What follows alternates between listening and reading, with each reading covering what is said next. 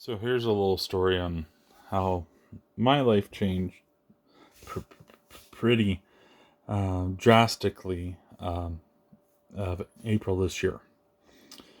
So I had been suffering from what I believe to have been migraine headaches for hmm, four and about 4 weeks.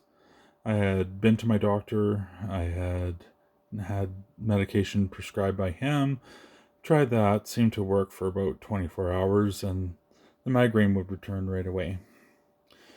Went to the hospital, same thing. They gave me intravenous drugs, worked for 24 hours. Migraine returned. Um, about 2 weeks after I was at the hospital, I was driving a friend to go pick up some medications. And driving back, I noticed my left arm was acting kind of funny. And with it acting kind of funny, I mean, like I go to turn on my turn signal, and it would just drop. It's like it was very weak, like almost like a disassociation. Like I know it's my arm, I can see it's my arm, but it doesn't feel like it's there. So I went into Foothills Hospital here in Calgary, Alberta. And by the time I pulled up in front of emergency, I couldn't walk. I couldn't get out of the car. So a porter came and helped me out of the car, and my friend parked my car. And they wheeled me right into triage. And thank goodness, because the wait time was about 4 hours. They wheeled me right in, and they said, "No, you're not waiting at all. You're going right into the back here." Well, it's actually like a side room off of emergency at Foothills. They'd run some. The nurse came in, run some tests, and they admitted me immediately. And come to find out, I had two strokes. I had a thalamic ischemic stroke on my right side of my brain, which is your thalamus is just above the base of your brainstem. It's a communication center between the right and left quadrants of your brain. And then I had a parietal lobe stroke at the very back of my brain. Not as major, but still another stroke. Was admitted for about 7 days, then released. We 2 weeks go by. I'm on medication. I'm on Plavix and aspirin, and I have a follow-up appointment with Foothills Hospital for the stroke clinic to run another test, actually. And they were going to do a trans-Doppler radar. They put ultrasound on the temples of your head, and they inserted an IV, and about 25% of Canadians are actually born with a hole in the chamber of their heart, in between the chambers of their heart. Sorry, most people it doesn't cause any issue, but for a small percentage, it causes a problem. So they agitate saline and then inject it into your brain to see if little bubbles show up.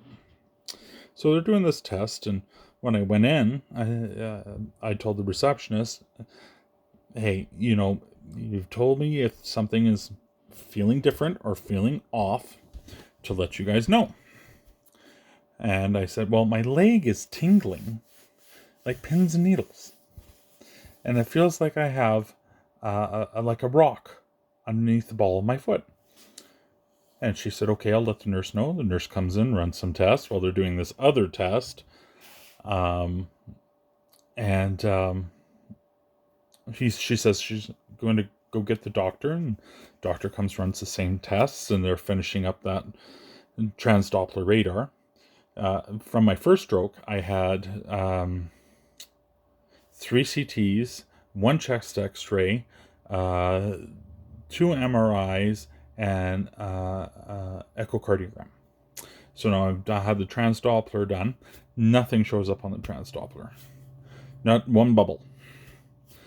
And the doctor completes his tests and he says, well, I hate to tell you this, but I believe you're having an active stroke. So I'm rushed down to the stroke unit, admitted immediately, rushed down to MRI, and I had another thalamic ischemic stroke. So they changed my medications again. Well, when they changed my medications, Alberta Blue Cross decided that, oh no, we don't cover that medication. So they got yelled at quite quickly by about 5 neurologists, a cardiologist, and a pharmacist to get my medication, because I absolutely had no drugs for blood thinner at that point. So we fast forward about another 3 weeks. And I'm at a friend's house. I'm dog sitting. And his dog tends to wolf down food. So I'm trying to say, Leland, slow down. And it comes out, and I'm like, okay, this isn't right. So I decided to dumb down what I'm trying to say and really concentrate on what I'm saying. And I said, I'm trying to say the word cow, just cow. And it comes out, my speech is affected. Something's not right. So I phone 911. Ambulance shows up, and at that point, if you haven't noticed yet, every once in a while I have a stutter. It's a dysplasia from my last stroke. I had a right frontal lobe stroke. I was paralyzed completely on my left side. Couldn't walk, couldn't really talk, couldn't open my left eye, couldn't move my arm, couldn't walk for about 5 days.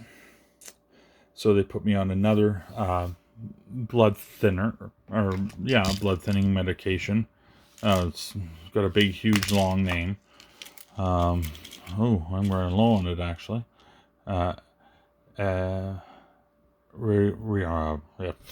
Who knows? But if you want to read it, I know it's backwards. But if you can understand that backwards. So my advice to everyone is, if you feel something's wrong and something's not right, go to the hospital. Because I first brushed it off as, oh, it's a migraine, I must have pinched a nerve. You have any weird tingling sensations, you have problems with your speech, or you're weak and you can't do simple tasks, something is not right. Take it seriously. As a 4-time stroke survivor now. 4 times. Most people don't survive 1. Always take your health seriously.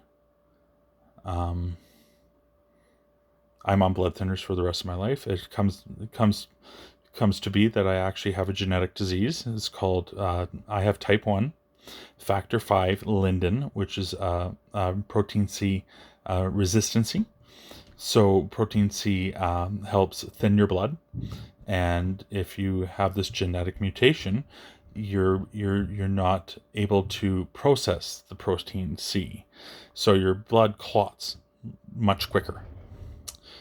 But that's my advice for now. Talk to you soon.